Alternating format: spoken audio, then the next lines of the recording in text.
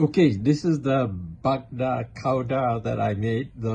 Actually the herbal smoked mussels with mushrooms, garlic, dried herbs, some pine nuts and vinegar, and I put it on top of this cracker, and they taste really nice. This is the third one I'm going to have, and it's really awesome when I'm feeling peckish, when I want to eat, just want to have a bite but nothing too substantial.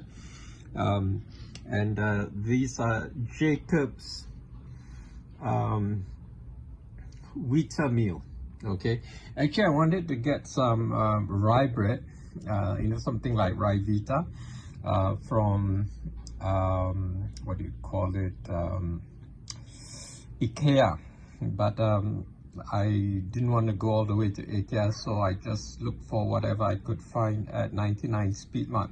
Of course, Speed Mart also had the regular cream crackers, so I like this brand because they inside they're packed into smaller vacuum what they call sealed plastic, so when you open it you don't have to open the whole lot. Like this one, once I open it I have to open the whole lot and I have to keep them in these two Tupperwares.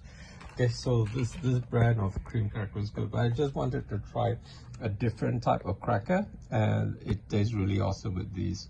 And if I want to bump it up, I can put a slice of curry, Japanese cucumber, a slice of onion, or a slice of tomatoes, or all three. Okay, and I've also got my Vegemite with cheese, which is milder than the regular Vegemite, and I've also got my seaweed, and well, this is kamyong, but I've got seaweed and shallots and garlic if I want to just take it up to the next level.